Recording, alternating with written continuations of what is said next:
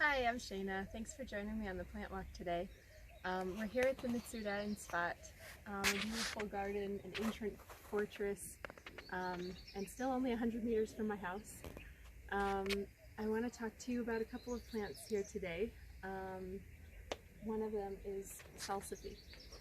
The Latin name, and I hope I don't butcher it because I have a lot of talents, but pronouncing Latin nicely is not one of them, is Tragopogon porrifolius, which basically means goat's beard. So this flower, there's one right here. The flower looks like a star. That's another common name for it is Jerusalem star. It's also known as the vegetable oyster or oyster plant. I've never tasted oysters, so I don't know if it's similar, but some people say that the root kind of tastes like it.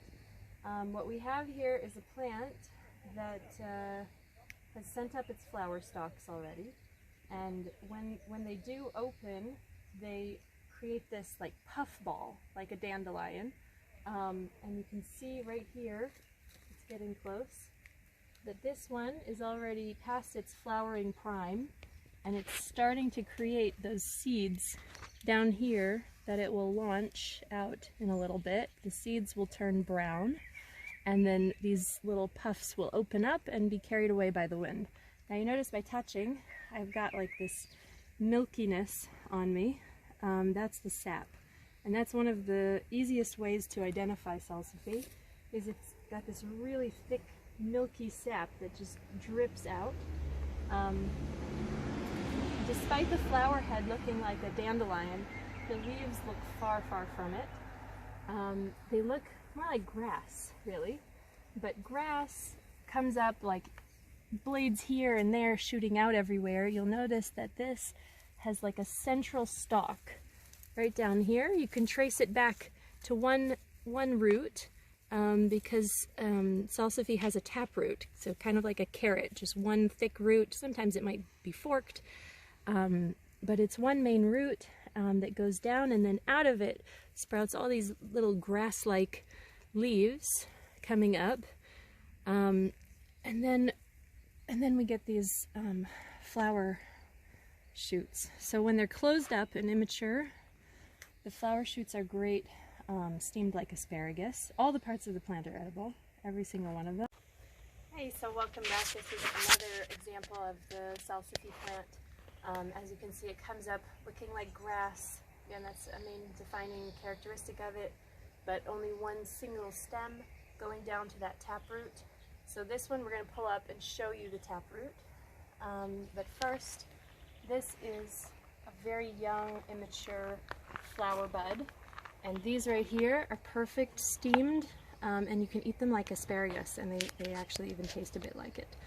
And then here we've got the expired blossom right here, and it's starting to make the seeds inside there.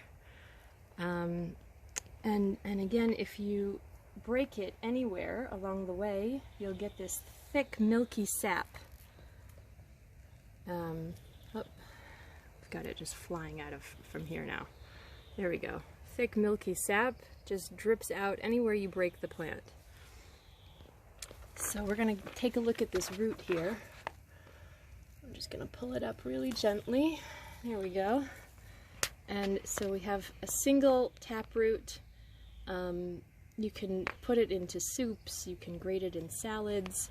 This one is nice and thin, should be tender inside.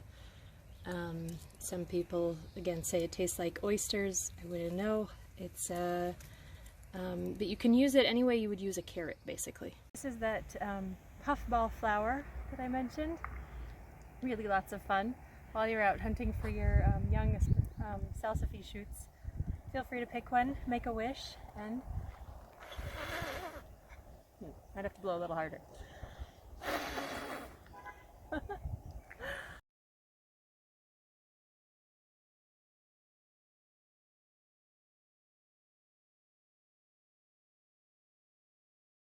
Welcome back, I'm Shayna, and this is our next plant. In Hebrew, its name is Shum Mishulash, Allium pallens.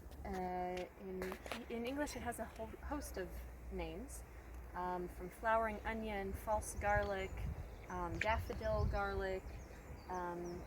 It is, though, a wild onion, not a garlic, and the way to tell the difference is wild garlic will sprout up with these thin tubular leaves that look kind of like chives, whereas wild onion has these long, flat, blade-like leaves.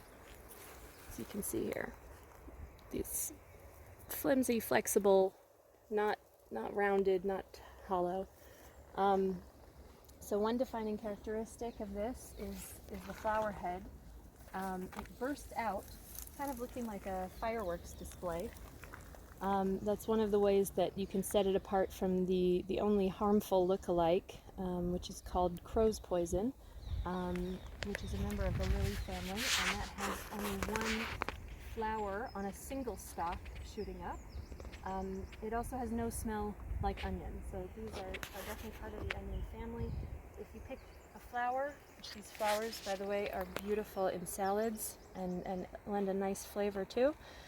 If you crush it, any part of the plant, you'll smell that onion smell, and that's also a good way to tell that it's the real deal.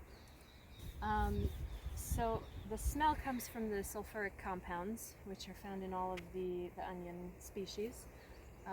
These are good for lowering blood cholesterol, toning the digestive system, the circulatory system. So every part of this plant is edible. And we're going to get one up by the root now, show you what the base looks like. You have to pull it up really gently or it will snap off pretty easily. So here you can see the whole plant. There's that nice little onion down here at the bottom. So that can be put into a salad, put into any kind of baking dish, used as you would onions. The stem itself can be chopped up and used like chives. And the reason it's called Shum Mishulash is if you cut the stem here, you can see it best. It looks triangular. You'll see these 3 points coming off of the stem, and the stem is triangular. So that's another way to tell it's the real deal. These grow wild all over Israel. This is the time when they're flowering. Again, every part of the plant is edible and useful. They also make a beautiful cut flower. This will stay fresh in a vase for 2 weeks.